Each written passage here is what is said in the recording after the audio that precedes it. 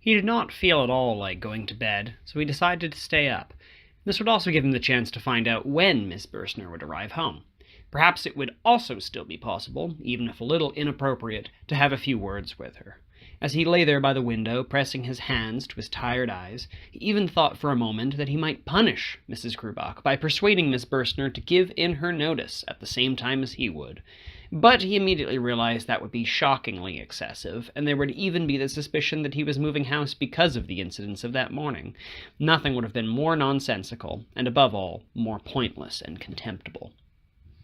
When he had become tired of looking out onto the empty street, he slightly opened the door to the living room so that he could see anyone who entered the flat from where he was, and lay down on the couch. He lay there, quietly smoking a cigar, until about 11 o'clock. He wasn't able to hold out longer than that, and went a little way into the hallway, as if in that way he could make Miss Burstner arrive sooner. He had no particular desire for her. He could not even remember what she looked like, but now he wanted to speak to her, and it irritated him that her late arrival home meant this day would be full of unease and disorder right to its very end. It was also her fault that he had not had any dinner that evening, and that he had been unable to visit Elsa, as he had intended. He could still make up for both of those things, though, if he went to the wine bar where Elsa worked.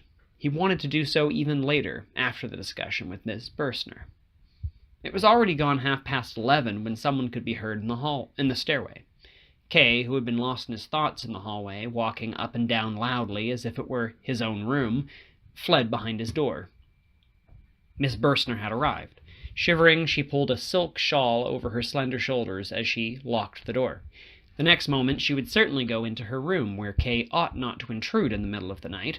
That meant he would have to speak to her now, but unfortunately he had not put the electric light on in his room, so that when he stepped out of the dark it would give the impression of being an attack, and would certainly at the very least have been quite alarming. There was no time to lose, and in his helplessness he whispered through the crack of the door, "Miss Burstner." It sounded like he was pleading with her, not calling to her. "Is there someone there?" asked Miss Burstner, looking round with her eyes wide open. "It's me," said Kay, and came out. "Oh, Mr. Kay," said Miss Burstner with a smile. "Good evening," and offered him her hand. "I wanted to have a word with you, if you would allow me." "Now?" asked Miss Burstner. "Does it have to be now? It is a little odd, isn't it?" "I've been waiting for you since 9 o'clock. "Well, I was at the theater. I didn't know anything about you waiting for me. The reason I need to speak with you only came up today." "I see. Well, I don't see why not, I suppose. Apart from being so tired I could drop. Come into my room for a few minutes, then. We certainly can't talk out here. We'd wake everyone up, and I think that would be more unpleasant for us than for them. Wait here till I've put the light on in my room, and then turn the light down out here." Kay did as he was told, and then even waited until Miss Burstner came out of her room and quietly invited him once more to come in. "Sit down," she said, indicating the ottoman, while she herself remained standing by the bedpost, despite the tiredness she had spoken of. She did not even take off her hat, which was small but decorated with an abundance of flowers. "What is it that you wanted, then? I'm really quite curious." She gently crossed her legs. "I expect you'll say," Kay began, "that the matter really isn't all that urgent, and we don't need to talk about it right now, but—" "I never listen to introductions," said Miss Burstner. "That makes my job so much easier," said Kay. "This morning, to some extent through my fault, your room was made a little untidy. This happened because of people I did not know, and against my will, but as I said, because of my fault. I wanted to apologize for that." My room?" asked Miss Burstner, and instead of looking round the room scrutinized Kay. "It is true," said Kay, and now for the first time they looked each other in the eyes. "There's no point in saying exactly how this came about."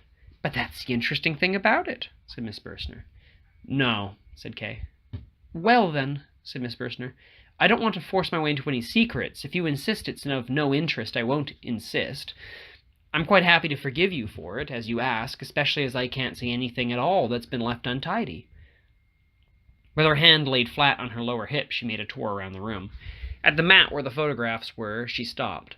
"Look at this," she cried. "My photographs really have been put in the wrong places. Oh, that's horrible. Someone really has been in my room without permission." Kay nodded, and quietly cursed Kaminer, who worked at his bank and was always active doing things that had neither use nor purpose. "It is odd," said Miss Burstner. that I'm forced to forbid you to do something that you ought to have forbidden yourself to do, namely to come into my room when I'm not here." But I did explain to you," said Kay, and went over to join her by the photographs.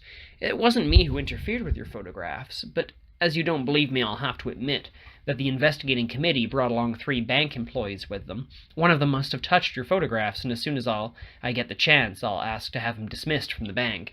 Yes, there was an investigating committee here," added Kay, as the young lady was looking at him inquiringly. "Because of you?" she asked. "Yes," answered Kay. "No!" the lady cried with a laugh. "Yes, they were," said Kay. "You believe that I'm innocent, then, do you?" "Well, now, innocent," said the lady. "I don't want to start making any pronouncements that might have serious consequences. I don't really know you, after all. It means they're dealing with a serious criminal if they send an investigating committee straight out to get him.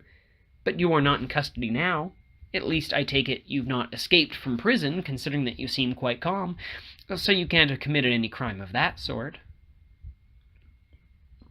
"Yes," said Kay, "but it might be that the investigating committee could see that I'm innocent, or not so guilty as had been supposed." "Yes, that's certainly a possibility," said Miss Burstner, who seemed very interested.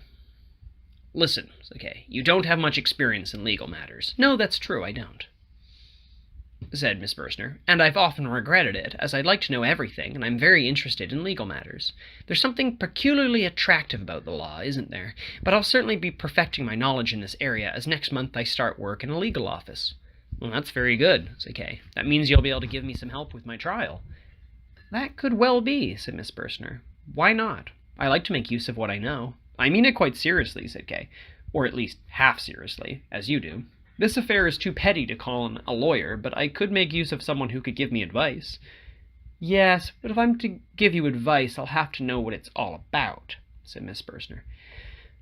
"That's exactly the problem," said Kay. "I don't know that myself." "So, you have been making fun of me, then," said Miss Burstner, exceedingly disappointed. "You really ought not to try something like that on at this time of night." And she stepped away from the photographs where they had stood so long together. "Miss Burstner, no," said Kay. "I'm not making fun of you. Please, believe me. I've already told you everything I know. More than I know, in fact, as it actually wasn't even an investigating committee. That's just what I called them, because I don't know what else to call them. There was no cross-examining at all. I was merely arrested, but by a committee." Miss Burstner sat on the ottoman and laughed again. "What was it like, then?" she asked. "It was terrible," said Kay. Although his mind was no longer on the subject, he had become totally absorbed by Miss Burstner's gaze, who was supporting her chin on one hand, the elbow rested on the cushion of the ottoman, and slowly stroking her hip with the other. "That's too vague," said Miss Burstner. "What's too vague?" asked Kay. Then he remembered himself and asked, "Would you like me to show you what it was like?" He wanted to move in some way, but did not want to leave. "I'm already tired," said Miss Burstner. "You arrived back so late," said Kay. "Now you've started telling me off. Well, I suppose I deserve it, as I shouldn't have let you in here in the first place, and it turns out there wasn't even any point." "Oh, there was a point. You'll see how important a point it was," said Kay. "May I move this table away from your bedside and put it here?" "What do you think you're doing?" said Miss Burstner. "Of course you can't." "Well, in that case I can't show you," said Kay, quite upset, as if Miss Burstner had committed some incomprehensible offense against him. "All right, then, if you need it to show what you mean, just take the bedside table, then," said Miss Burstner, and after a short pause added in a weak voice, "I'm so tired I'm allowing more than I ought to." Kay put the little table in the middle of the room and sat down behind it. "You have to get a proper idea of where the people were situated. It is very interesting.